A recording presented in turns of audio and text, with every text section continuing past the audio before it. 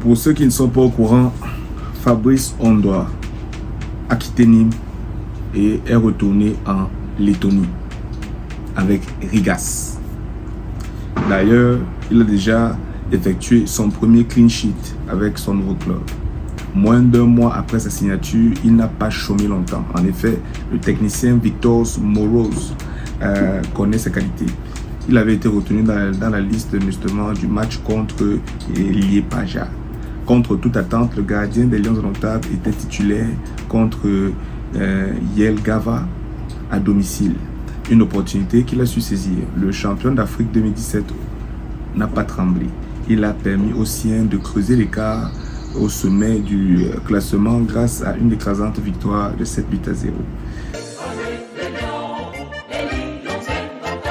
Cette vidéo est sponsorisée par Frequency Click, supporter inconditionnel des Lions indomptables du Cameroun et sponsor officiel de Raw Zone TV. Avec Frequency Click, tu as accès à du contenu qui te permet d'apprendre toutes les bases et les fondamentaux du marketing numérique pour pouvoir lancer ta propre entreprise en ligne. En ce sens, deux choses importantes. Première chose, comprendre l'anglais et parler l'anglais un temps soit peu. Deuxième chose, être dans la diaspora pour pouvoir appliquer correctement ces méthodologies. Si tu es intéressé, va checker dans la barre de description. Comme ça, tu auras tous les détails pour pouvoir en apprendre un peu plus concernant Frequency Click. Mais attention quand même, moi j'ai envie de dire quelque chose. Fabrice Ondoa, c'est un joueur très très intéressant. Et on peut quand même se poser plusieurs questions. Pourquoi avec quand même le talent qui est le sien? Parce que moi je n'entre pas dans une comparaison Fabrice Ondoa. André Onana, les deux joueurs, je pense qu'à l'instant T, si on va en termes de club, il est clair et certain que les deux n'ont pas la même valeur marchande. Okay? Donc, de ce fait, laissons un peu ces comparaisons. André Onana doit prendre son café actuellement sous plusieurs plans. Il est plus fort que Fabrice Ondoa. Oui, Fabrice Ondoa a une canne. C'est très bien et je suis d'ailleurs le premier à être son défenseur parce que pendant cette CAN, je tiens à rappeler à plusieurs personnes que que André Onana, Zambo Anguissa, Choupo-Moting, il y avait qui d'autre en tout cas. Vous voyez un peu, ces trois joueurs au moins et je crois certains autres avaient dit non à la sélection de Hugo Brousse. Et nous tous, on se posait les questions de savoir qu'est-ce qui va se passer pendant cette compétition. Est-ce que les Lions vont être capables de gagner quelque chose ou pas? Et voilà donc les gens qui ont répondu, les Fabrice Ondoa.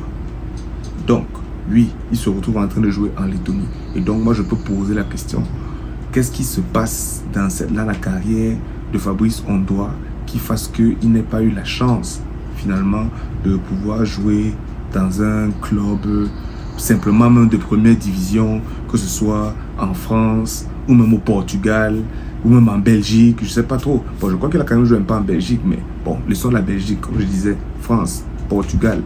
Hein. Il y a quel autre pays là? Même en Allemagne, je sais pas.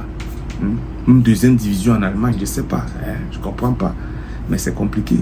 Moi, je pose la question, j'aimerais comprendre qu'est-ce qui se passe. Cependant, je veux quand même aussi souligner que moi, je ne peux pas dire que quelqu'un comme Fabrice Ondoa, il ne mouille pas le maillot. Hein.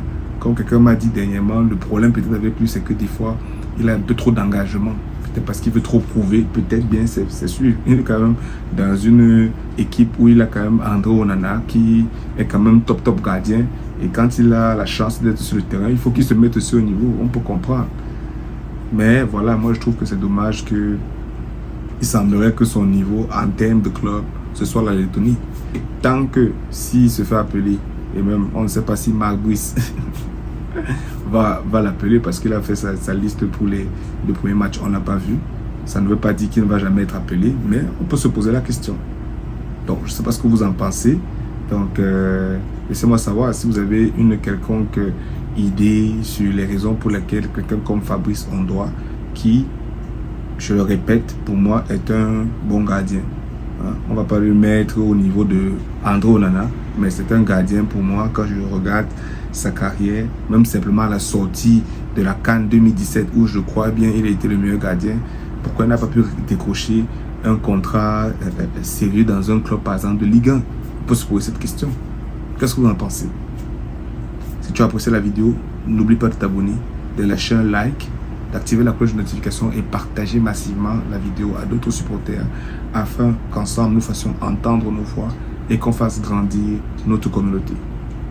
La deuxième étoile du Cameroun, c'est au Maroc. On a loupé l'opportunité de reprendre notre étoile à Abidjan. Je pense qu'on a une opportunité d'aller se rattraper au Maroc.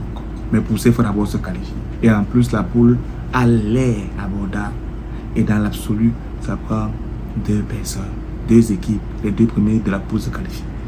Donc, on devrait être capable d'arriver au Maroc. Donc, voilà.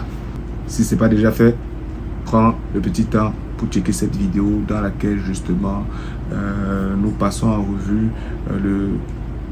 la poule du Cameroun dans le cadre des qualifications pour la prochaine CAN Maroc 2025. On se voit dans la prochaine vidéo.